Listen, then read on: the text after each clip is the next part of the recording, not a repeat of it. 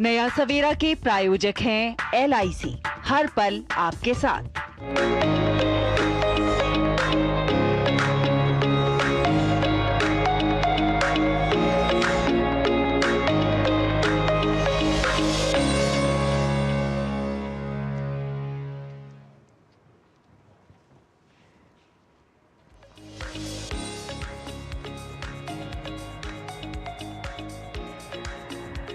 है प्रीत जहाँ की रीत सदा, मैं गीत वहाँ के गाता हूँ, भारत का रहने वाला हूँ, भारत की बात सुनाता हूँ। सिर्फ एक दिन शेष है इस बार के स्वतंत्रता दिवस में, और ऐसे में राष्ट्रभक्ति और देशभक्ति की जो भावना है वो हम सबके मन में ओतप्रोत है। क्यों भावना जी? बिल्कुल, आपने सही कहा आंचल, धन्यवाद आपका। और हर साल 15 अगस्त हमारे लिए गर्व और सम्मान की बात इसलिए है क्योंकि आज फिर वो नारा याद कर लें, क्योंकि शहीदों के दिल में जो थी वो ज्वाला याद कर लें जिससे बहकर आज़ादी पहुंची थी किनारे पे। देशभक्तों के खून की वो धारा याद कर लें। स्वागत है आप सभी का नया सवेरा के बेहद ही खास अंक में। आंचल, नई उम्मीदों और नई किरण के साथ ये सफर शुरू हो चुका है। बिल्कुल, और इस नए सफर की शुरुआत में हम एक नए लुक के साथ हाजिर हैं और हर सुबह आपके लिए लेकर आते हैं तमाम वो बड़ी खबरें जो दिन भर में होती हैं। मतलब जहां हम बात करते हैं राष्ट्रीय खबरों की, बात होगी अंतर्राष्ट्रीय जगत से जुड़ी तमाम उन बड़ी अपडेट्स के साथ हम इस मंच से आपको करेंगे साझा। साथ ही साथ प्रेस रिपोर्ट्स का एक नया लुक भी होगा आपके सामने। लेकिन आगे बढ़ने से पहले आइए सीधे रुख करते हैं इस वक्त की प्रमुख सुर्खियों का। स्वतंत्रता दिवस के जश्न के लिए तिरंगे के रंग में सज धज कर तैयार हैं ऐतिहासिक इमारतें। राजधानी दिल्ली में बढ़ाई गई सुरक्षा व्यवस्था। आज शाम 7 बजे होगा राष्ट्रपति का देश के नाम संदेश।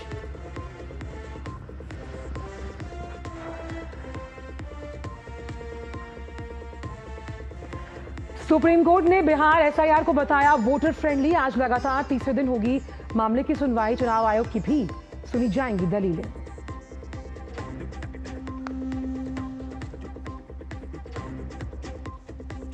अलास्का में पुतिन के साथ कल होने वाली बैठक से पहले ट्रंप की रूस को चेतावनी। यूक्रेन के साथ संघर्ष नहीं रोकने पर भुगतने होंगे गंभीर परिणाम।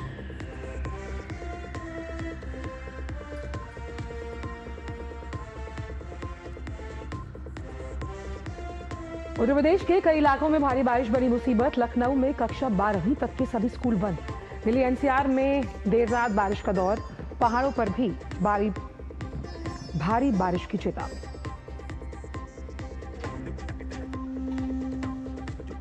और खेल की खबरों में कॉमनवेल्थ गेम्स 2030 की मेजबानी के लिए भारत पेश करेगा अपनी दावेदारी। 31 अगस्त तक जमा करने होंगे दस्तावेज।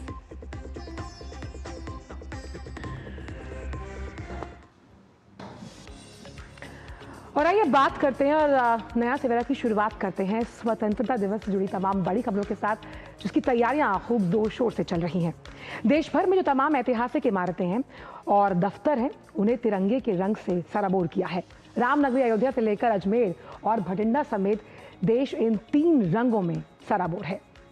ये तस्वीरें आप देख रहे हैं अयोध्या, भटिंडा और अजमेर की, जहां हम देख रहे हैं कि 79वें स्वतंत्रता दिवस की तैयारियां इस समय जोरों शोर से चल रही हैं।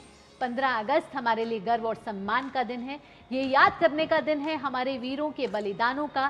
साथ ही साथ हमारे जो जवान हैं उनको भी सल्यूट करने का दिन है।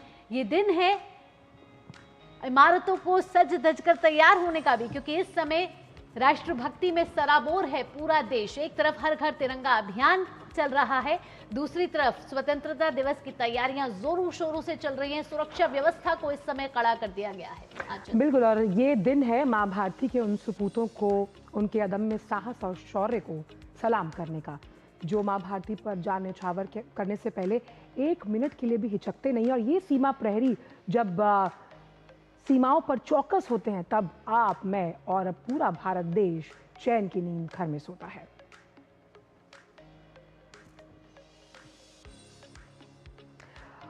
और वहीं स्वतंत्रता दिवस से पहले इन तस्वीरों के माध्यम से भी आप देख सकते हैं कि पर पुलिस की पैनी नज़र है, ताकि चाक चौबंद व्यवस्था है। क्योंकि राजधानी दिल्ली से लेकर अगर हम आपको जम्मू कश्मीर तक की भी सुरक्षा व्यवस्था की तस्वीरें दिखा रहे हैं, आप देख सकते हैं कि चाक चौबंद तरीके से मुस्तैद पुलिस किसी भी अप्रिय घटना से निपटने के लिए तैयार है।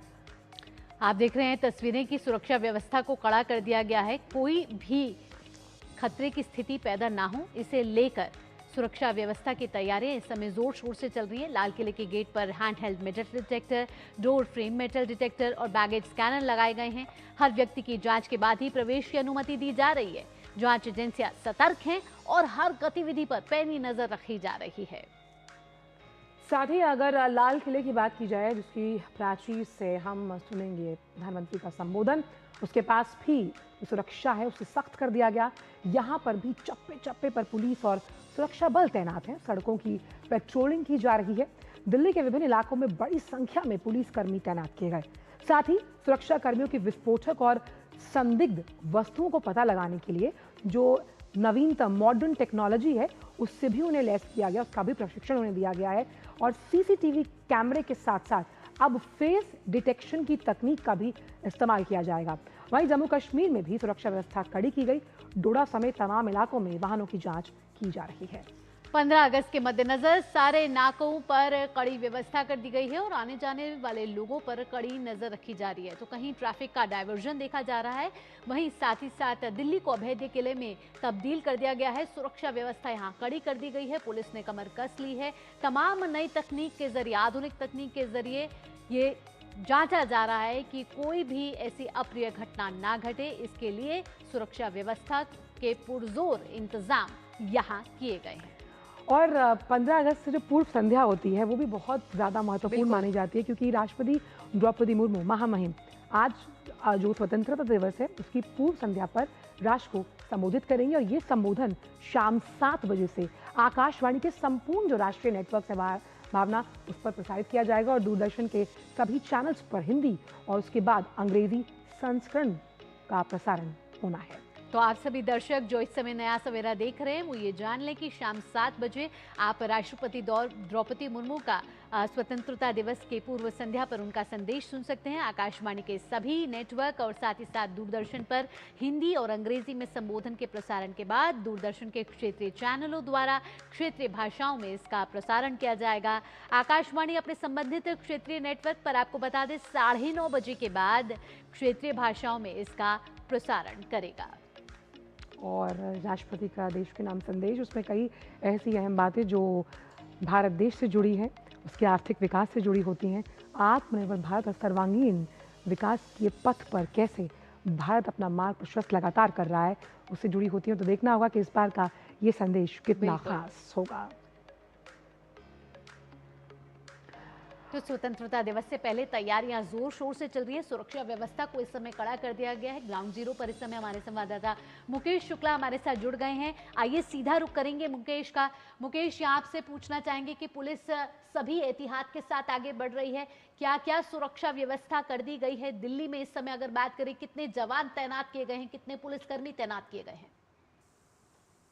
बिल्कुल भावना, 10,000 से ज्यादा जवान जो हैं दिल्ली पुलिस के तैनात किए गए। साथ ही साथ जो अदर फोर्सेज हैं उनकी मदद ली गई है। इसमें बीएसएफ, सीआईएसएफ और जो अर्धसैनिक बल है उनको शामिल किया गया है। लाल किले के आसपास जाने वाले तमाम रूट्स पर जो है वो सख्ती से पहरा बढ़ा दिया गया है। 13 तारीख को जो फुल डे रिहर्सल हुई थी, उसके बाद जो भी कोई कमी थी उसको भी पूरा कर लिया गया है। यानी तमाम डीसीपी, एसीपी और उच्च अधिकारी जो है वो इस समय ग्राउंड पर है। और जब तक लाल किले से प्रधानमंत्री का भाषण पूरा नहीं हो जाता, पूरा संबोधन वो पूरा का पूरा स्वतंत्रता दिवस का समारोह जो पूरा नहीं हो जाता, तब तक कोई भी पुलिसकर्मी जो है वो अपने टिकट से नहीं हटेगा। और रात दिन जो है वो पुलिस जो है वो ऑपरेशन कवच चला रही है। साथ ही साथ तमाम ऐसे न्यूटोरियस हैं उनको पकड़ने की कोशिश करी है। बीते दिनों में कई सारे इलीगल वेपन्स भी दिल्ली पुलिस ने पकड़े। कई सारे आतंकवादियों को इस दौरान दिल्ली पुलिस, अहमदाबाद और एसटीएफ, यूपी एसटीएफ की मदद से पकड़ा गया। तो यानी सुरक्षा को लेकर कोई भी चूक नहीं की जा रही है। किसी भी आतंकवादी गतिविधि से बचने के लिए वो तमाम जो इंतजाम है पुख्ता कर दी गए।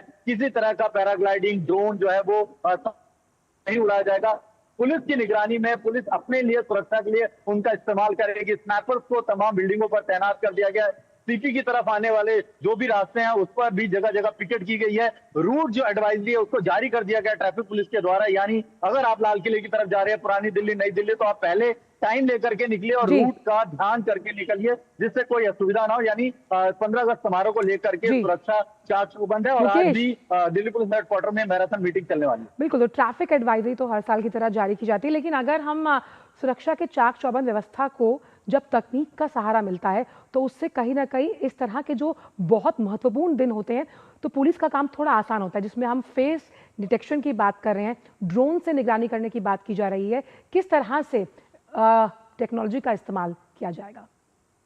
बिल्कुल, इस बार देखिए हाई टेक्नोलॉजी का इस्तेमाल किया गया है। आर्टिफिशियल इंटेलिजेंस की जो टेक्नोलॉजी है उसको इस्तेमाल किया गया है, यानी जगह जगह वो गाड़ियां लगा रखी हैं जिससे फेस डिटेक्शन हो जाए। ड्रोन के थ्रू भी आप फेस डिटेक्शन करेंगे, यानी कोई दूर खड़ा ऐसा व्यक्ति जो संदिग्ध है उसका पूरा का पूरा फेस डिटेक्ट हो जाएगा और उसकी गतिविधियों का उसका पूरा बायोडाटा निकल करके आ जाएगा। यानी हर साल देखिए 10 साल 10 साल जो है सुरक्षा में जो इंतजाम है वो पुख्ता किया जा रहा है, नई टेक्नोलॉजी का इस्तेमाल किया जा रहा है, नई गाड़ियों का इस्तेमाल किया जा रहा है और जो पुलिस प्रोटेक्शन है या और दूसरी एजेंसियां उनका जो समन्वय है, तालमेल है, उसको बढ़ाया जा रहा है ताकि किसी भी तरह की कोई भी आपत्ति ना हो, किसी भी तरह की कोई भी अप्रिय घटना ना हो सके और उसको लेकर के पुख्ता इंतजाम किए गए। चांदनी चौक के आसपास के जो दुकानें हैं वो आज रात से ही बंद कर दी गई है, यानी वो पूरा एरिया कॉर्डन ऑफ कर दिया गया। लाल किले के आसपास आप नहीं जा सकते, अगर आपके लेवल पार्क है तो ही आपको अलाउ है, उसके बाद भी आपको तमाम वो जांच जो है वो करा करके जाना पड़ेगा। यानी ऐसे महत्वपूर्ण दिनों में पुलिस जो है वो जनता से भी अपील कर रही है कि वो उनका सहयोग दें, क्योंकि बेवजह का कोई भी ऐसा क्यूरियस क्रिएट हो, किसी तरह की कोई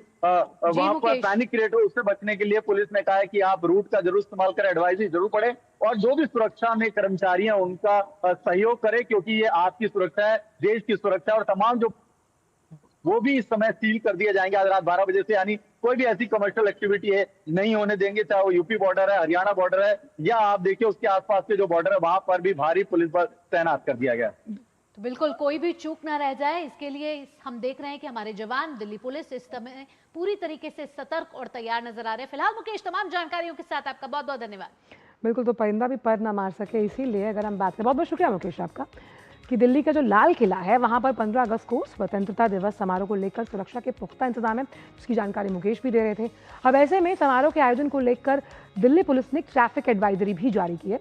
अब इस मैप के जरिए समझ सकते हैं खास तौर पर जो दिल्ली एनसीआर यानी गुड़गांव, फरीदाबाद और दिल्ली, इसका जो ट्रैफिक पुलिस है उसमें कैसे सुचारू यातायात हो और बेहतर सुरक्षा भी सुनिश्चित की जाए, उसके लिए भारी वाहनों की आवाजाही और सड़क मार्ग पर कड़े प्रतिबंधों की घोषणा की है। तो आंचल, कहीं ना कहीं ये ट्रैफिक एडवाइजरी लेकर ही, देखकर ही जो पैसेंजर्स हैं वो अपने घर से बाहर निकलें। और एडवाइजरी के मुताबिक कई स्थानों पर आज देर रात से, जबकि कुछ जगहों पर सुबह से ही ट्रैफिक डाइवर्ट कर दिया गया है। दिल्ली के चांदनी चौक से लाल किला, दरियागंज से रिंग रोड और रिंग रोड से नेताजी सुभाष मार्ग तक रास्ते बंद रहने वाले हैं। इन सभी जगहों पर 15 अगस्त सुबह 4 बजे से स्वतंत्रता दिवस समारोह का कार्यक्रम खत्म होने तक आम जनता के लिए बंद रखा जाएगा। साथ ही दिल्ली यातायात पुलिस ने छत्रसाल स्टेडियम में आयोजित होने वाले स्वतंत्रता दिवस समारोह के संबंध में विशेष यातायात परामर्श जारी किया है। दिल्ली के मुख्यमंत्री इस समारोह के दौरान राष्ट्रीय ध्वज फहराएंगे और बड़ी संख्या में लोगों के आने की संभावना है। इसी की वजह से सुबह 6 बजे से आसपास के जो तमाम क्षेत्र हैं वहाँ पर ट्रैफिक जो है वो प्रभावित हो सकता है। और ऐसे में Hakikat Nagar Nala road, Kingsway camp Chowk, Bhamashah Chowk, model town 2, उसके साथ साथ तीसरा H point, Nanak Piao Gurdwara, stadium road और जीटी के रोड पर भी डाइवर्जन होगा, यानी कि रूट डाइवर्ट रहेगा। ट्रैफिक पुलिस ने mall road, stadium road, Brahmakumari Marg, Bhamashah road और पुराना जीटी करनाल रोड से परहेज करने की अपील की है। वहीं अब आपको लिए चलते हैं नोएडा। वहाँ की पुलिस के परामर्श के अनुसार जो स्वतंत्रता दिवस परेड के अवसर पर 14 अगस्त को रात यानी आज से 10 बजे से 15 अगस्त को जो कार्यक्रम जब खत्म होगा तब तक नोएडा से दिल्ली जाने वाले जो भारी वाहन हैं उनकी दिल्ली में एंट्री नहीं होगी। तो आप देख सकते हैं इस मैप के जरिए कि किस तरीके से ट्रैफिक एडवाइजरी जारी की गई है। सुरक्षा के इस समय पुख्ता इंतजाम किए गए हैं। बात अगर मेट्रो सेवा की करें तो डीएमआरसी ने बताया है कि 15 अगस्त के दिन सुबह 4 बजे से सभी मेट्रो सेवाएं शुरू की जाएंगी।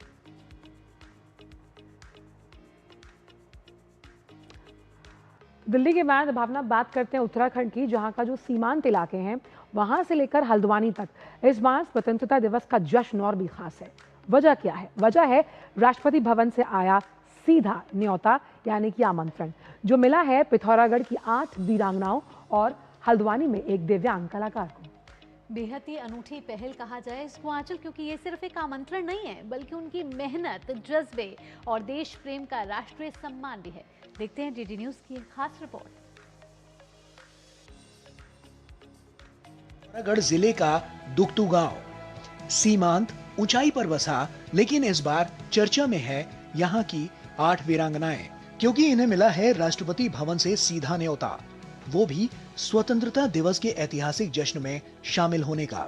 दिल में गर्व, चेहरे पर मुस्कान और मन में तिरंगे का सपना। खास बात यह है कि पूरे गांव में ही इन नायिकाओं के सम्मान को लेकर जश्न का माहौल है। समूह की सदस्य पूर्णिमा दुखताल ने राष्ट्रपति और प्रधानमंत्री का आभार व्यक्त करते हुए कहा कि प्रधानमंत्री से मिली प्रेरणा ही उनके लिए सबसे बड़ा संबल है और राष्ट्रपति से मिलना हमारे जीवन का सबसे बड़ा क्षण। सर, हमको बहुत अच्छा लग रहा है क्योंकि हमारे जब से हम समूह में जुड़े हैं, हमारे प्रधानमंत्री श्री नरेंद्र मोदी जी का आभार व्यक्त करते हैं क्योंकि महिलाओं को उन्होंने इतने आगे बढ़ाया है। बहुत ज्यादा खुश है हम लोग, क्योंकि इससे पहले भी मुझे मौका मिला था 26 जनवरी में जाने का। उधर हल्द्वानी के दिव्यांग कलाकार जीवन जोशी को भी राष्ट्रपति ने समारोह में बुलाया है। कास्ट कला में महारत रखने वाले जोशी चीड़ की चाल से अनोखी कलाकृतियां बनाते हैं, जिसे उन्होंने बकेट आर्ट नाम दिया है। अपनी कला के बुलावे पर जोशी भावुक हो उठे और इसे अपने जीवन का सबसे बड़ा सम्मान बताया। मैं तो दिव्यांगों से सिर्फ ये कहूँगा कि हौसला मत हारिए। आप जितना हौसला रखेंगे उतना आप आगे बढ़ेंगे। राष्ट्रपति महोदय जी ने मुझे बुलाया हुआ है और आमंत्रण दिया है। मैं उनका बहुत बहुत धन्यवाद करता हूँ कि उन्होंने मेरी कला को सम्मान दिया। गौरतलब है कि राष्ट्रपति द्वारा भेजा गया ये आमंत्रण सिर्फ एक पत्र नहीं, बल्कि एक जीवन भर की साधना और सेवा को दिया गया राष्ट्रीय सम्मान है, जो कि भारत की सांस्कृतिक विविधता और कलात्मकता का शानदार और जीवंत उदाहरण है। Bureau report, DD news. आइए अब आगे बढ़ते हैं। आज 14 अगस्त है और आज विभाजन विभीषिका दिवस भी है। इस मौके पर हम बात करेंगे कर्नल हेम सिंह शेखावत की। आंचल, बिल्कुल, तो झुंझुनू के मंडरेला गांव से सुपूत ने बचपन से ही देश सेवा को अपना धर्म माना और सेना में शामिल होकर उसे निभाया भी। आज भी वो सेना की सेवा को और उसकी भावना को सलाम करते हैं और नई पीढ़ी को उसी जज्बे के साथ देश की रक्षा के लिए प्रेरित भी करते हैं। देखिए और आइए आपको सुनवाते हैं। भारत की स्वतंत्रता के समय कर्नल हेम सिंह शेखावत की उम्र लगभग 8 वर्ष थी। झुंझुनू जिले के मंडरेला गांव में एक जागीरदार परिवार में जन्मे हेम सिंह शेखावत ने देश के उस दौर को अपनी आंखों से देखा जब एक ओर आजादी की उम्मीद और उत्साह था तो दूसरी ओर विभाजन का दर्द और अशांति भी। जब आपका पार्टीशन हो रहा था, उनको हमारे गढ़ के अंदर उनको बचा के रखा था। उनका पहले हम मरेंगे, उसके बाद में आप पर कोई आंच आएगी। लेडीज को हमने हमारे परिवार वालों ने अंदर भेज दिया और बाकी जो हमारे गांव के आदमी थे उसमें मुसलमान भी थे और दूसरे समाज के भी थे, उनको संरक्षण दिया। ऐसे माहौल ने नन्हे हेम सिंह के मन में यह विश्वास बोया कि देश की सेवा और उसकी रक्षा करना जीवन का सर्वोच्च धर्म है। इन्हीं भावनाओं के साथ वे बड़े हुए और भारतीय सेना में भर्ती हुए। जोधपुर के अंदर हमारे बोला गया हमारे कमांडिंग अफसर को कि आपको पाकिस्तान में करीब 80-100 किलोमीटर जाकर उनके कम्युनिकेशन सेंटर, उनके हेडक्वार्टर को बर्बाद करा। कर्नल हेम सिंह शेखावत 1971 की भारत पाकिस्तान लड़ाई में 10 पैरा रेजिमेंट में कैप्टन थे। छाछरों मोर्चे पर उन्होंने महत्वपूर्ण भूमिका निभाई। युद्ध के समय भारतीय सेना ने साहस और रणनीति का परिचय देते हुए पाकिस्तान के सिंध क्षेत्र में 80 किलोमीटर तक प्रवेश किया। ऑपरेशन सिंदूर एक महत्वपूर्ण ऑपरेशन है और बहुत ही सूझबूझ से उसकी तैयारी की गई थी और अच्छे लड़के, अच्छे ऑफिसर और अच्छे हथियारों को उनको उपयोग किया गया था। मैं तो ये कहूँगा तो तीनों आर्मी, एयरफोर्स और नेवी तीनों का था, प्लस आपके गवर्नमेंट का कोऑर्डिनेशन बहुत ही आले दर्जे का था।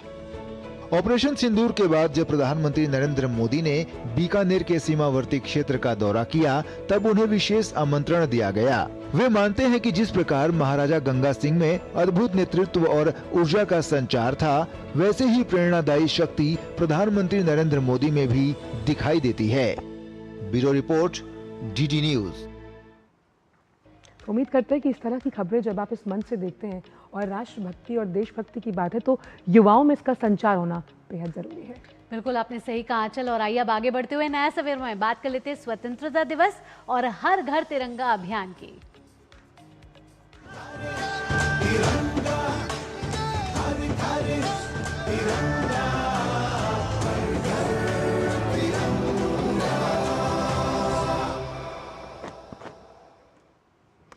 तो हम कहते हैं कि झंडा ऊंचा रहे हमारा, विश्व विजयी तिरंगा प्यार। और हर घर तिरंगा अभियान के तहत पूरे भारत में बड़े उत्साह के साथ तिरंगा यात्राएं निकाली जा रही हैं। जम्मू कश्मीर की बात करते हैं, जहां का भद्रवा, वहां पर स्वतंत्रता दिवस से पहले सीआरपीएफ 33 बटालियन ने जो स्कूली छात्र हैं उनके साथ मिलकर तिरंगा रैली निकाली है।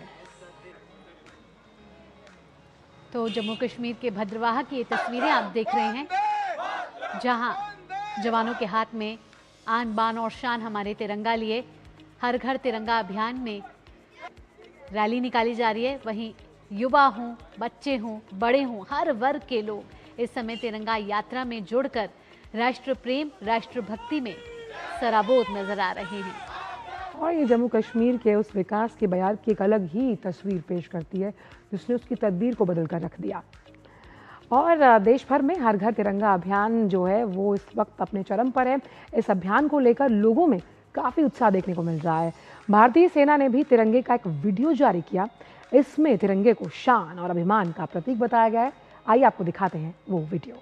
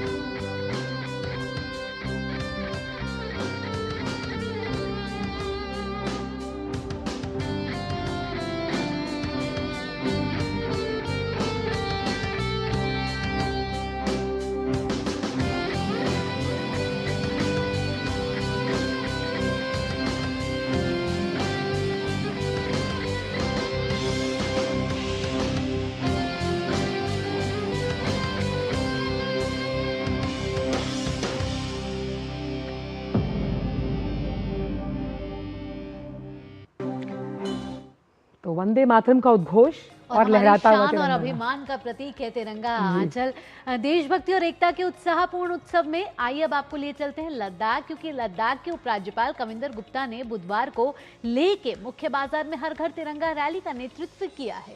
बिल्कुल, और भारत के इस बार के स्वतंत्रता दिवस के साथ साथ उनके वीरों को सम्मानित करने के लिए आयोजित इस राष्ट्रीय व्यापी अभियान के तहत हुई रैली में नागरिक हों, स्थानीय नेता हों, क्या युवा समूह हों और सांस्कृतिक दल, उन सभी की भारी भागीदारी देखने को मिली। सभी को संबोधित करते हुए उपराज्यपाल कविंदर गुप्ता ने जोर देकर कहा, ये मात्र एक उत्सव नहीं बल्कि एक राष्ट्रीय आंदोलन है जो एकता और देशभक्ति की भावना को मजबूत करता है।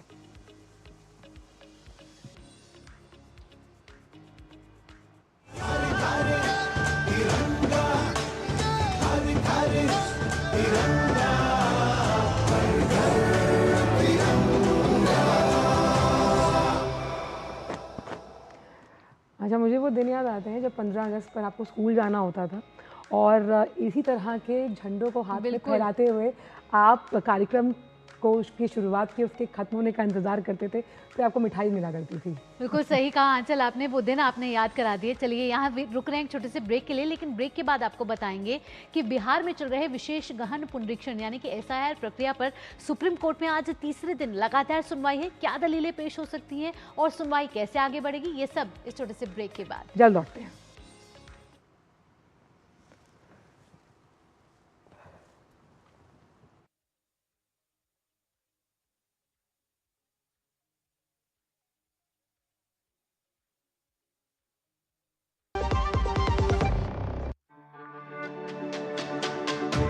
मेरी पसंद, मेरी पसंद, मेरी पसंद, मेरी पसंद, हमारी पसंद, हम सबकी पसंद। मजबूत देश का मजबूत सरिया हो गया स्टील। फिर ये डुगडुगी गई कहाँ? पापा के साथ साथ सारे सपने भी चले गए, पर अपने बच्चों के सपनों के साथ ऐसा कुछ नहीं होने देना। वो कैसे? पहले से लाइफ इंश्योरेंस का टर्म प्लान ले रखा है। बड़े भैया, सपनों को रखो सुरक्षित टर्म प्लान के साथ, सबसे पहले लाइफ इंश्योरेंस। ब्रेक के बाद स्वागत। और अब बात करते हैं बिहार में वोटर लिस्ट रिवीजन का जो मामला है वो सुप्रीम कोर्ट में है। तो चुनाव आयोग के फैसले को चुनौती देने वाली जो याचिकाएं हैं पिछले 2 दिन से उन पर सुनवाई चल रही है और आज भी जस्टिस सूर्यकांत और जस्टिस जॉय माल्या बागची की बेंच में इस मामले पर बहस होनी है। कल अदालत ने कहा कि चुनाव आयोग का ये कदम वोटर फ्रेंडली है और आयोग की ओर से जो 11 दस्तावेज हैं उनमें से कोई भी दस्तावेज मांगना गलत नहीं है। सुप्रीम कोर्ट ने साफ शब्दों में कह दिया है कि SIR वोटर के खिलाफ नहीं है। अब आज की बात कर लेते हैं क्योंकि आज लगातार तीसरे दिन सुनवाई होने वाली है। तो याचिकाकर्ताओं के अलावा चुनाव आयोग की भी सभी दलीलें आज सुनी जाएंगी। बिहार में वोटर लिस्ट रिवीजन का मामला सुप्रीम कोर्ट में है। बुधवार को इस पर सुनवाई जारी रही। SIR के खिलाफ दायर याचिकाओं पर सुनवाई के दौरान सुप्रीम कोर्ट में जस्टिस सूर्यकांत और जस्टिस जॉय माल्या बागची की बेंच ने अहम टिप्पणी करते हुए कहा कि 11 दस्तावेज मान्य हैं, जिसमें से कोई एक दस्तावेज मांगना गलत नहीं है। सुप्रीम कोर्ट ने साफ शब्दों में कहा कि SIR वोटरों के खिलाफ नहीं है। जस्टिस बागची ने याचिकाकर्ता के वकील अभिषेक मनु सिंघवी से कहा कि आधार को लेकर हम आपकी दलील समझ रहे हैं, लेकिन आप नागरिकता सुनिश्चित करने के लिए मान्य दस्तावेजों की लिस्ट देखें तो यह वोटर के लिए सुविधाजनक दिखता है। अदालत ने कहा कि पहले रिवीजन में 7 दस्तावेज ही थे, लेकिन अब 11 डॉक्यूमेंट्स का विकल्प है। यह प्रक्रिया मतदाता हितैषी लगती है। जस्टिस सूर्यकांत ने कहा कि अगर आयोग सभी 11 दस्तावेज मांग रहा होता तो हम SIR को वोटर के खिलाफ मान सकते थे, लेकिन अगर किसी एक दस्तावेज को भी स्वीकार किया जा रहा है तो क्या ऐसा कह सकते हैं? सुप्रीम कोर्ट के फैसले के बाद बीजेपी ने कहा कि आज एक बार फिर से कोर्ट ने विरोधियों के मुंह पर करारा तमाचा मारा है। सुप्रीम कोर्ट ने बड़ा स्पष्ट किया है कि बिहार में जो स्पेशल रिवीजन चल रहा है SIR, वह वोटर फ्रेंडली है, वह वोटरों के हित में है। और उसने विरोधी दलों से, खासकर कांग्रेस और RJD से सुप्रीम कोर्ट ने आग्रह भी किया कि आप खामखा बिहार को बदनाम करने की कोशिश न करें। उधर बिहार में SIR का मुद्दा गरमाया हुआ है। SIR को लेकर नेता प्रतिपक्ष तेजस्वी यादव लगातार बीजेपी पर हमलावर हैं और वोट चोरी करने का आरोप लगा रहे हैं। तेजस्वी यादव ने मुजफ्फरपुर की मेयर निर्मला साहू के भी 2 एपिक नंबर रखने का मामला उठाया। इसी बीच डिप्टी CM विजय कुमार सिन्हा ने तेजस्वी पर निशाना साधा है। उन्होंने तेजस्वी से माफी मांगने या नोटिस के लिए तैयार रहने की बात तक कह दी है। विजय कुमार सिन्हा ने बताया कि एक वोटर कार्ड को निरस्त करने के लिए उन्होंने पहले ही आवेदन कर दिया है। इसका उनके पास रिसीविंग भी है। इन लोगों का षड्यंत्र जो है आप सब लोगों को समझना पड़ेगा। अब गुजरात के लोग बिहार के वोटर बन रहे हैं। जो भाजपा के प्रभारी है भीखू भाई, वो पटना के वोटर बन गए हैं। चुनाव आयोग ने नोटिस दिया, हमने जवाब दिया प्रमाण के साथ। एपिक नंबर मेरा हट गया एक जगह का, अभी तक हमने तो जवाब दिया, आप जवाब तक क्यों नहीं दिए? हमको तो एक दिन पहले मिला और दूसरे दिन जवाब भेज दिया।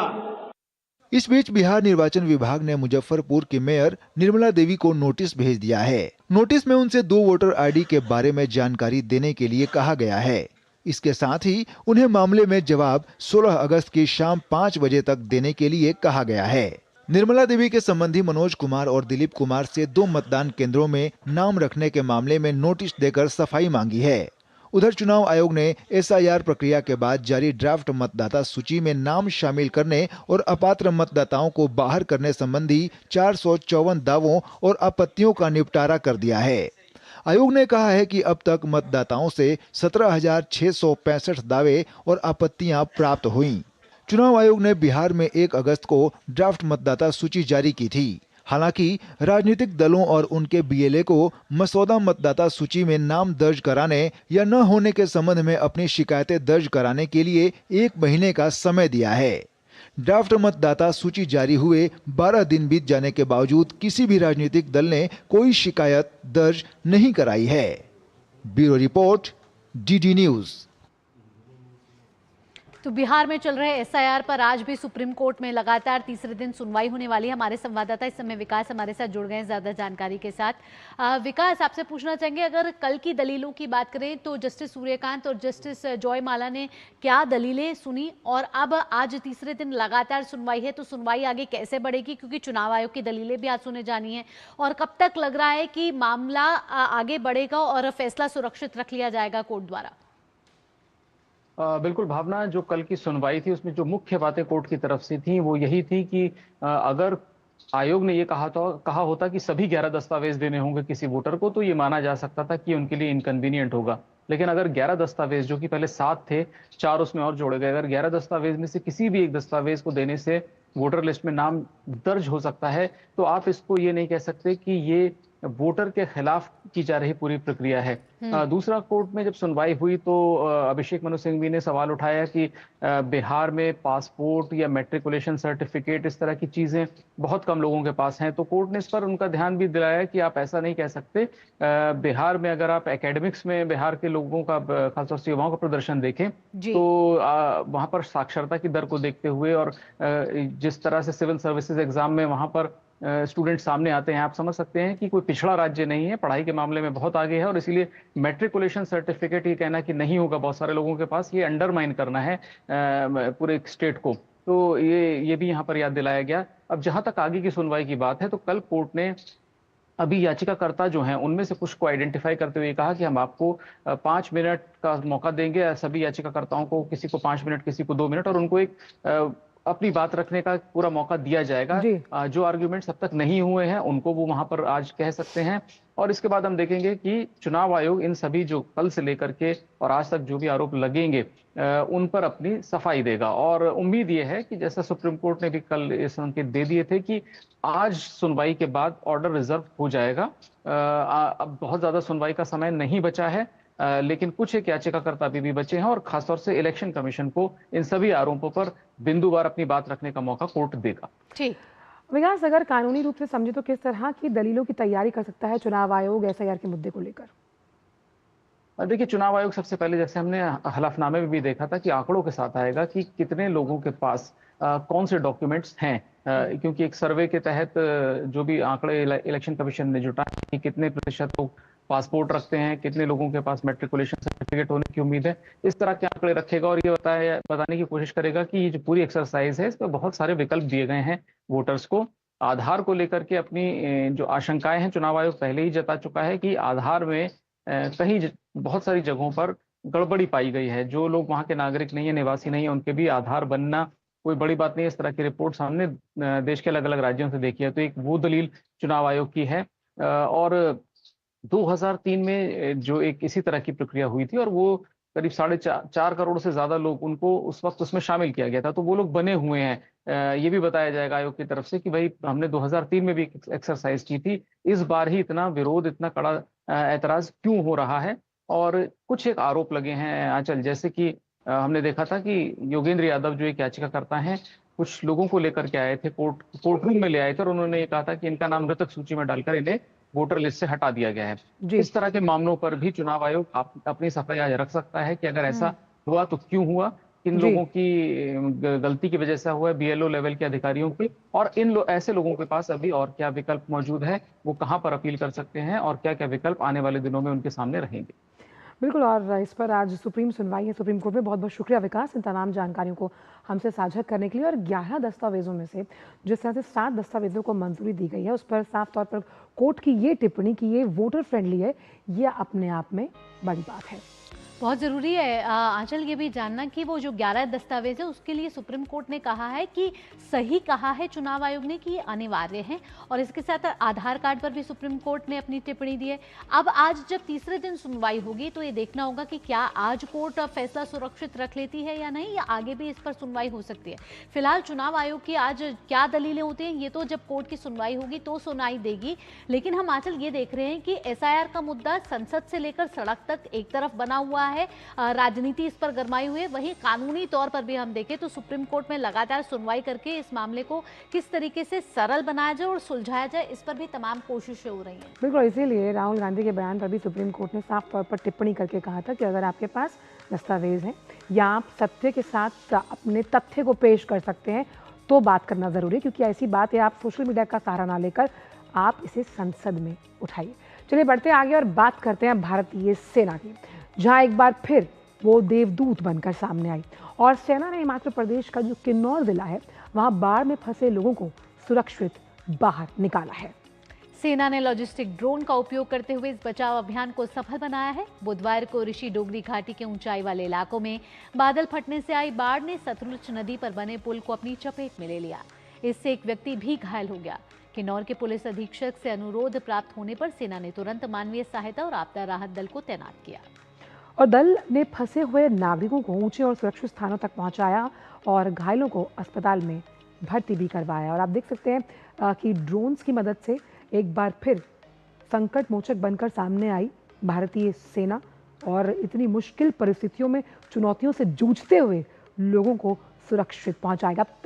इस वीडियो के माध्यम से देख सकते हैं क्या भयावह स्थिति होगी, जिस तरह से पानी का बहाव है, वो वेग है, और इस प्रवाह से लड़ते हुए भारतीय सेना ने अपने अदम्य साहस और शौर्य का परिचय एक बार फिर दिया है। बिल्कुल, तकनीक का सहारा लेते हुए मानवीय सहायता इस समय हमारे जवान, हमारी भारतीय सेना वहां पहुंचाते हुए देवदूत बनकर सामने आई है। और हम देख रहे हैं आंचल के पिछले कई महीनों से हम देख रहे हैं कि हिमाचल प्रदेश में बादल फटने की घटनाएं ज्यादा बढ़ गई हैं। हालांकि राहत और बचाव अभियान वहां जारी है, लेकिन जिस तरीके से प्राकृतिक आपदाओं का सिलसिला लगातार जारी है, ऐसे में भारतीय सेना लगातार तत्पर है और किस तरीके से लोगों की वहां मदद की जाए, रेस्क्यू ऑपरेशन चलाया जाए, लोगों को इवैक्यूएट किया जाए, उसके लिए भारतीय सेना लगातार 24 घंटे हमारे बॉर्डर्स पर तैनात है और हमारी मदद करती हुई नजर आ रही है। बिल्कुल, और ख़ास तौर पर ये जो पहाड़ी इलाके हैं, जब वो इस तरह की स्थिति का सामना करते हैं, किसी भी इस तरह की प्राकृतिक आपदा का सामना करते हैं, तो सेना आपके रेस्क्यू के लिए अगर कुछ भी होता है हमेशा सदैव मुस्तैद और तत्पर। और क्योंकि बात यहाँ पर मौसम को लेकर हो रही है, अब रुख कर लेते हैं उत्तर प्रदेश का, जहाँ कई जिलों में आज भारी बारिश की चेतावनी जारी की गई। राजधानी लखनऊ में एहतियात के तौर पर जो प्री प्राइमरी से लेकर कक्षा 12वीं तक के स्कूल हैं उन्हें आज बंद रखा गया है। भावना, दरअसल मौसम विभाग ने भारी बारिश का यहाँ रेड अलर्ट जारी किया है। अगर हम उत्तर प्रदेश की भी बात करें तो लगातार कई दिनों से यहाँ भारी बारिश हो रही है। आज भी बारिश का रेड अलर्ट जारी किया गया है मौसम विभाग द्वारा। हम देख रहे हैं कि जनजीवन अस्त व्यस्त हुआ है, प्रभावित हुआ है, ट्रैफिक जाम की समस्या देखने को मिली है।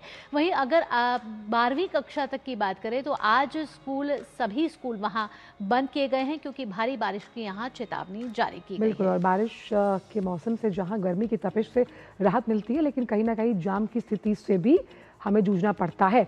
और रुख करते देवभूमि उत्तराखंड का, जहाँ विभिन्न हिस्सों में आज भारी बारिश का ऑरेंज अलर्ट जारी है। अब बात करते तमाम अन्य जिलों की, जिसमें देहरादून है, टिहरी है, चंपावत है, बागेश्वर, पिथौरागढ़, अल्मोड़ा, पौड़ी, चमौली, नैनीताल, उधम सिंह नगर और रुद्रप्रयाग जैसे जो जिले हैं उसमें स्कूल और आंगनवाड़ी केंद्रों में अवकाश। यानी बच्चों के लिए आज अगर से छुट्टी का दिन है, आज कल परसों तरसों, तो उनके लिए तो एक बड़ी लंबा हॉलीडे वीकेंड बन जाता है। और इस बीच राज्य के अधिकांश हिस्सों में पिछले 3 दिनों से रुक रुक कर मध्यम से तेज बारिश का दौर जारी है। इसके कारण नदियों के जलस्तर में बढ़ोतरी हुई है और कुछ नदियां खतरे के निशान के आसपास बह रही हैं। भारी बारिश और भूस्खलन के कारण कई स्थानों पर सड़क मार्ग बाधित है, जिससे आवागमन प्रभावित है। तो उत्तर प्रदेश से लेकर उत्तराखंड तक इस समय हम देख रहे हैं कि भारी बारिश का दौर जारी है। मौसम की मार लगातार यहाँ लोग झेल रहे हैं। साथ ही साथ आज उत्तराखंड की बात करें तो यहाँ भी कई जिलों में स्कूलों को बंद किया गया है। वहीं उत्तर प्रदेश के लखनऊ में भी आज भारी बारिश की चेतावनी जारी करने के कारण स्कूल बंद रहेंगे। आपको बचपन याद आ रहा है? फिर से दिलाती हूँ याद, जब बच्चों को छुट्टी मिलती थी, खासतौर पर बारिश, तब तो खैर इस तरह का मैसेजिंग सिस्टम नहीं होता था, आपको स्कूल जाने पर पता लगता था कि छुट्टी है, तो वो जो खुशी है वो एक अलग ही खुशी आपके चेहरे पर मुस्कान तैराती थी। उन्हें कोई मतलब नहीं है कि किस तरह की आवागमन या कोई ट्रैफिक की समस्या से आप जूझ रहे हैं, वो बचपन अलग ही है। लेकिन अब आगे बढ़ने से पहले, क्योंकि बात लगातार मौसम को लेकर हो रही है, तो अब जब मैं सुबह भी आ रही थी तो मैं देख रही थी कि हल्की हल्की फुहारें पड़ रही हैं, लेकिन कब ये बड़ी बारिश या मूसलाधार बारिश का रूप ले लेंगी ये हम नहीं कह सकते। क्योंकि आंचल हमारे स्टूडियोज दिल्ली एनसीआर में हैं, तो दिल्ली में हम देख रहे हैं कि पिछले रात भर से मूसलाधार बारिश यहाँ हो रही है और दिल्ली एनसीआर और उत्तर प्रदेश के कई जिलों में बुधवार देर रात से बारिश से आम जनजीवन प्रभावित हो चुका है। मौसम विभाग ने कई स्थानों पर भारी बारिश की चेतावनी जारी की है और अनुमान लगाया है कि ये स्थिति अब अगले हफ्ते तक भी बनी रह सकती है। और मौसम विभाग ने जम्मू कश्मीर, हिमाचल प्रदेश, पूर्वी मध्य प्रदेश, विदर्भ क्षेत्र और तटीय आंध्र प्रदेश में भारी बारिश का अनुमान जताया। वहीं बात करें पंजाब, हिमाचल प्रदेश, हरियाणा, चंडीगढ़ और उत्तर प्रदेश में भी शनिवार तक बारिश की संभावना है। 19 अगस्त तक मध्य प्रदेश, ओडिशा, छत्तीसगढ़ में भारी बारिश और अगले दिनों में 2 दिनों की अगर बात की जाए तो बिहार में भी भारी बारिश का अनुमान जताया गया है। आइए अब बात कर लेते हैं उत्तराखंड कैबिनेट के द्वारा लिए गए एक अहम फैसले की। उत्तराखंड कैबिनेट ने धर्म परिवर्तन की घटनाओं पर रोक लगाने के लिए उत्तराखंड धर्म स्वतंत्रता संशोधन अधिनियम 2025 को मंजूरी दे दी है। इस कानून में कई कड़े प्रावधान जोड़े गए, जिसमें दोषियों को सख्त सजा, भारी जुर्माना लगाया जा सके। कानून के तहत अगर कोई व्यक्ति पैसे, गिफ्ट, नौकरी का लालच, उसके साथ मुफ्त शिक्षा का वादा, शादी का झांसा, बेहतर जीवन का दावा, किसी धर्म की बुराई कर दूसरे धर्म की प्रशंसा या सोशल मीडिया, डिजिटल माध्यम से धर्म परिवर्तन की कोशिश करता है तो ये अपराध की श्रेणी में आएगा। शादी के इरादे से धर्म छिपाने पर 3 से 10 साल की जेल हो सकती है। इसके अलावा अलग अलग मामलों में 3 से 20 साल तक की सजा का प्रावधान भी किया गया है। तो खासतौर पर लव जिहाद का बहुत ऐसे कई मामले जिससे उत्तर प्रदेश झेल रहा है और उसकी वजह से अगर देखा जाए तो उत्तराखंड में जो ये फैसला लिया गया है काबिल तारीफ। बिल्कुल, यहाँ रुकेंगे एक छोटे से ब्रेक के लिए। ब्रेक के बाद होगा हमारा खास सेगमेंट प्रेस रिपोर्ट। कहीं मत जाएगा, देखते रहिए नया सवेरा। जल्द लौटते हैं।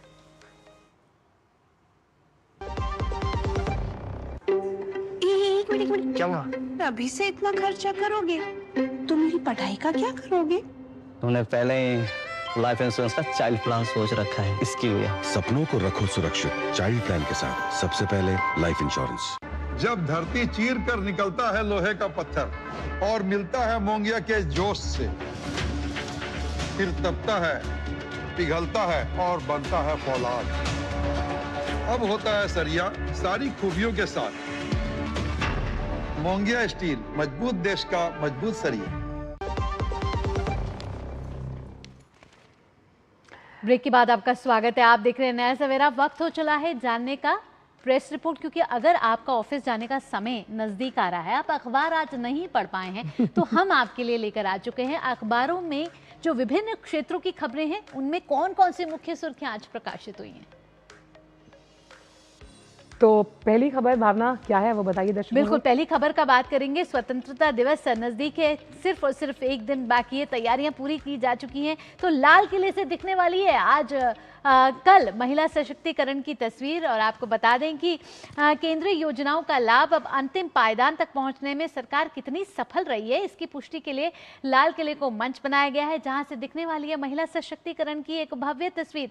ऑपरेशन सिंदूर का लोगो यहां दिखने वाला है, चिनाब पुल की फोटो दिखने वाली है और 90% प्रमुख योजनाएं लागू करने वाले पंचायत प्रतिनिधि इस समारोह में होने वाले हैं मुख्य अतिथि। और आज राष्ट्रपति द्रौपदी मुर्मू का भी संदेश पूरा देश सुनने वाला है। आंचल बिल्कुल, और महिला सशक्तिकरण की तस्वीर जब आप खास तौर पर गणतंत्र दिवस या स्वतंत्रता दिवस पर देखते हैं तो उसकी एक अलग ही धमक होती है।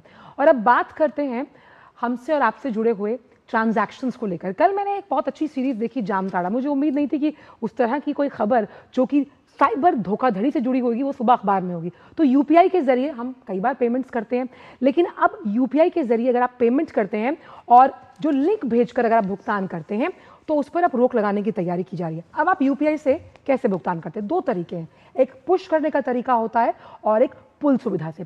पुश करने का तरीका बहुत आसान है। आप QR कोड को स्कैन करते हैं और जहां भी कोई ई-कॉमर्स वेबसाइट है, कोई दुकानदार है, तो आप उस पर पेमेंट करते हैं। यहां पर बहुत नेग्लिजिबल चांसेस होते हैं साइबर फ्रॉड के। लेकिन दूसरा तरीका जो है, जहां पर आप किसी को अनुरोध करते हैं पेमेंट करने के लिए और वो UPI पिन डालता है, यहां से शुरू होता है गड़बड़ झाला। और इस पर नकेल कसने के लिए अब इस पुल को और साइबर सिक्योरिटी वॉल्स के साथ सख्त बनाने की तैयारी है। और इसीलिए अब आपको अगर कोई लिंक भेजता है, उसके जरिए अगर आप पेमेंट करना चाहते हैं, तो उस पर रोक लगाने की तैयारी है, क्योंकि 27,000 से ज़्यादा शिकायतें इससे जुड़ी हुई मिली हैं साइबर सेल को। और वहीं चकमा देने का ये तरीका है जो खास तौर पर साइबर फ्रॉड से जुड़े हुए लोग हैं, उनके लिए नए नए कैसे वो इसमें IP एड्रेस के जरिए लोगों के जो UPI पिन है उनको ट्रैक करने की कोशिश करते हैं। तो उस लिहाज से बड़ी खबर जब हम ट्रांजैक्शंस की बात करते हैं। बिल्कुल, और अगली रिपोर्ट जो आ रही है वो आ रही है राष्ट्रीय सहारा में प्रकाशित मुख्य पृष्ठ पर ये प्रकाशित की गई है, जिसमें बिहार SIR का मुद्दा लगातार गरमाया हुआ है। हम देख रहे हैं कि आज भी उच्चतम न्यायालय में इसकी लगातार तीसरे दिन सुनवाई होने वाली है। और अगर कल की सुनवाई की बात करें तो उच्चतम न्यायालय यानी कि सुप्रीम कोर्ट ने साफ कह दिया है कि SIR प्रक्रिया वोटर फ्रेंडली है, यानी कि मतदाता अनुकूल है। दस्तावेजों की बात की गई है। लेकिन अगर बात करें अभिषेक मनु सिंघवी की ओर से क्या दलील पेश की गई, याचिकाकर्ताओं की ओर से वरिष्ठ अधिवक्ता अभिषेक मनु सिंघवी पेश हुए, जिन्होंने असहमति जताई, क्योंकि कोर्ट ने कहा कि हमने तो 7 दस्तावेज की बात की थी, यहाँ तो चुनाव आयोग 11 दस्तावेज की बात कर रहा है। तो अभिषेक मनु सिंघवी ने अपनी दलील पेश करते हुए कहा कि भले ही संख्या ज्यादा हो लेकिन कवरेज कम है। इस पर सुप्रीम कोर्ट ने सुनवाई की, सभी दलीलें सुनी। अब आज जो है एक और बार सुनवाई होने जा रही है और उम्मीद की जा रही है कि जल्दी फैसला सुरक्षित रख लिया जाएगा। जस्टिस सूर्यकांत और जस्टिस जॉयमाला इसके साथ एक और खबर जो हम लगातार अपने दर्शकों को बता रहे हैं कि LOC पर जो अत्याधुनिक जो उपकरण है उससे लैस किया जा रहा है सेना को, ताकि वजह यही है कि दुश्मन के दांत खट्टे करने के लिए सेना हमेशा मुस्तैद। और जो चौथी खबर है वो जुड़ी हुई है, क्योंकि स्वतंत्रता दिवस है, कैसे ट्रैफिक का डाइवर्जन किया गया। हालांकि हमने शुरुआत में भी आपको वो खबर बताई थी, लेकिन अगर आप पेपर को देखेंगे तो आपको मैप के जरिए समझ में आएगा कि चतुर्थाल स्टेडियम हो या फिर अगर हम बात करें जो मेन बात की जाए लाल किले की, वहाँ से ट्रैफिक को बिल्कुल बंद कर दिया गया है। और साथ ही साथ जो मेट्रो है वो सुबह 4 बजे चलेगी और ऑपरेशन सिंदूर की झलक आपको देखने को मिलेगी। कैसे राष्ट्र प्रथम और जिन तमाम हम सरकारी इमारतों का जिक्र कर रहे हैं उनकी सुरक्षा में मुस्तैदी के साथ जवान खड़े हैं। साथ ही साथ तकनीक का भी साथ है और इन तकनीक के साथ किसी भी अप्रिय घटना से निपटने के लिए दिल्ली पुलिस तैयार और मुस्तैद। फिलहाल ये जो तमाम प्रेस रिपोर्ट्स हैं इनमें हमने कोशिश की कि आप तक समेट कर उन तमाम खबरों को लेकर आएं, क्योंकि जैसा कि हमने पहले भी कहा कि अखबारों को पढ़ने के लिए कई बार घर में डांट भी पड़ जाती है कि कब तक अखबार से चिपके रहोगे। कोशिश हमने प्रेस रिपोर्ट्स के जरिए की कि हम बहुत ही संक्षिप्त तरीके से आपके तरफ तमाम बड़ी बड़ी खबरों को लेकर बिल्कुल आंचल। चलिए अब आगे बढ़ लेते हैं, बात कर लेते हैं तकनीकी यानी कि टेक्नोलॉजिकली में क्या क्या नए नए अपडेट्स हो रहे हैं। नई नई तकनीकों की बात करना जरूरी है यहाँ पे। चलिए टेक टॉक में देखते हैं आज क्या खास आपके लिए लेकर आए। तो टेकटॉक की जब हम बात करते हैं, खास तौर पे पीपल लाइक मी जो टेक्नोलॉजिकली थोड़े लगाड़ है उनके लिए ये बहुत इंपॉर्टेंट सेगमेंट है, क्योंकि जब तक आप टेक्नोलॉजी के साथ दोस्ती नहीं करते तो कई बार आपको लगता है कि आप थोड़ा पीछे हैं। और इस पूरे सेगमेंट के लिहाज से हमारी कोशिश यही होती है कि हम आपको तकनीक की बात समझाएं बहुत ही आसान भाषा के जरिए। बिल्कुल, मोबाइल फोन्स हों, स्मार्टफोन्स हों या फिर आजकल स्मार्ट टीवीज हों, लगातार टेक्नोलॉजी में नई नई अपडेट्स आ रही हैं और हम देख रहे हैं कि कैसे टेक्नोलॉजी में अपडेट्स के जरिए हम लगातार लोगों को भी अपडेट कर रहे हैं कि वो इस टेक्नोलॉजी से कैसे फ्रेंडली हो सकते हैं। लेकिन आप जिस तस्वीर को देख रहे हैं ये हड्डी संबंधित बीमारियों पर रिसर्च चल रही है और NIT राउरकेला की रिसर्च है, जहाँ हड्डी और उपास्थि पुनर्जन के उपचारों में मिल सकती है मदद। और हम देख रहे हैं कि लगातार मेडिसिन के क्षेत्र में, विज्ञान के क्षेत्र में नई नई शोध आ रही है और इस शोध से नए नए खुलासे हो रहे हैं। और अब अध्ययन में बोन मॉर्फोजेनेटिक प्रोटीन 2 को केंद्र में रखा गया है और इसका रिसर्च कर रहा है NIT राउरकेला।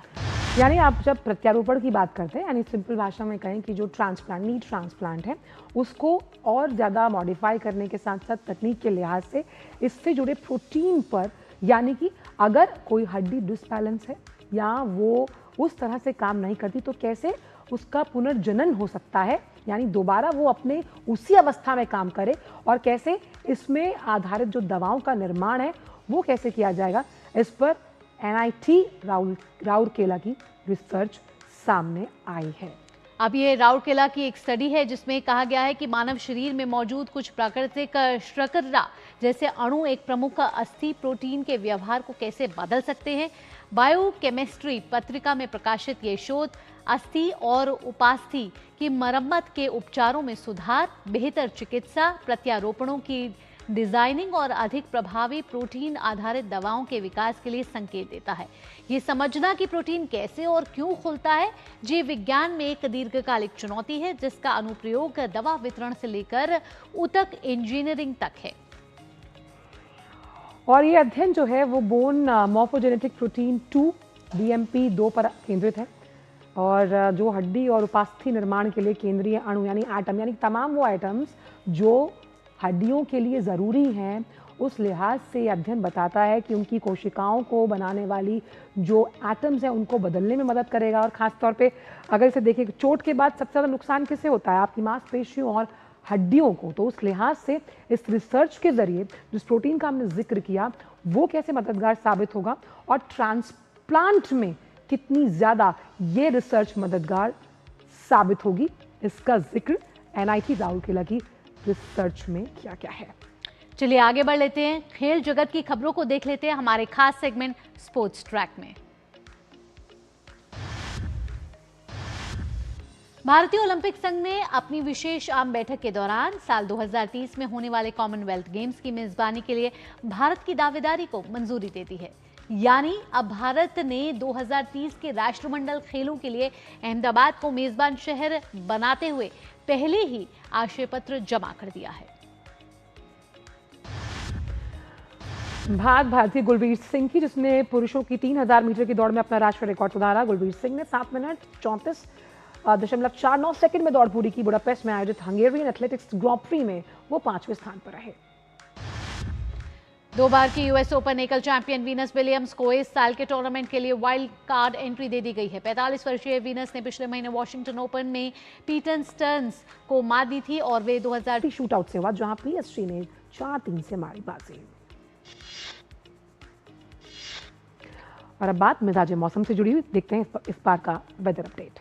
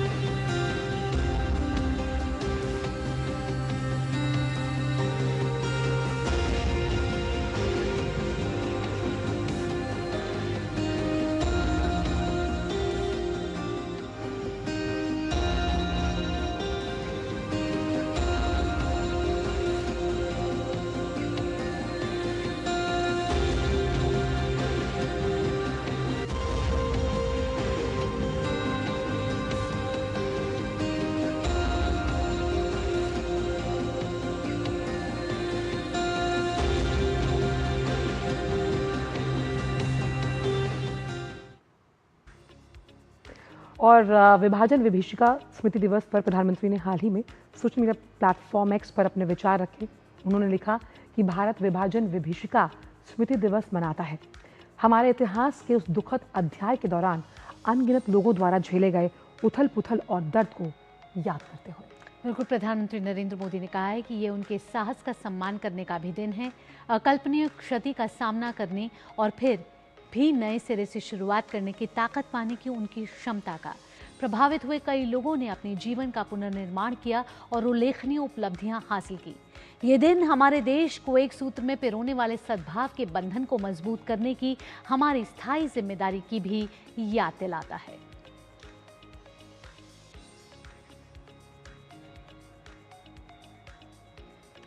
वो कहते हैं कि कोस कोस पर बदले पानी, चार कोस पर बानी। और इसी लिहाज से भावना केंद्र सरकार ने जल जीवन मिशन की जब शुरुआत की थी, उसके तहत उद्देश्य यही था कि हर घर स्वच्छ जल पहुंचाया जाए। तो कैसे ग्रामीण क्षेत्रों में लोगों का जीवन बदला है, इस रिपोर्ट को आप देखिए।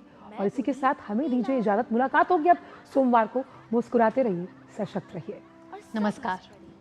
क्या करती, घर का पानी वैसे ही था। माँ पहले पानी को उबालती थी, छन्नी से छानती थी, फिर भी उस पानी से तबीयत खराब हो जाती थी। जब शादी से पहले सबने कहा उस गांव में पानी की बड़ी दिक्कत है, मैं घबरा गई कि अब ससुराल में मेरा वैवाहिक जीवन पानी लाने ले जाने में ही बीतने वाला है। इच्छा तो बहुत कुछ करने की थी, पर जिंदगी ज्यादा कुएं के पास गुजरती थी। 2 बाल्टी सुबह, 2 घड़े शाम को।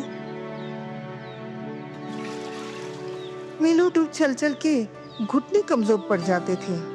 लगता था बुढ़ापा आ गया है। हमारी दशकों की पीड़ा आखिरकार हमारे प्रधानमंत्री मोदी जी ने समझी। हर घर जल का संकल्प लिया और जल जीवन मिशन शुरू हुआ। फिर एक दिन सर्वे हुआ, पाइपलाइन लटने लगी।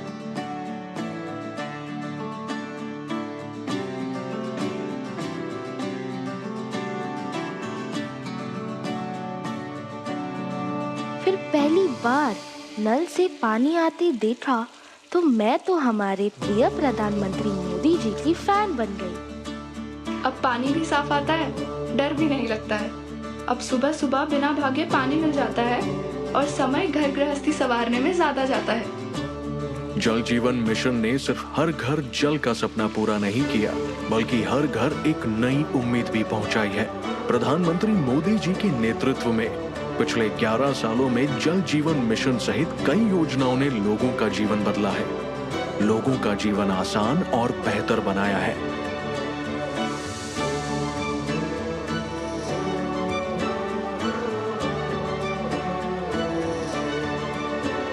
प्रधानमंत्री मोदी जी का हर घर जल का यह अभियान हमें हमारे सपनों को पूरा करने में मदद कर रहा है।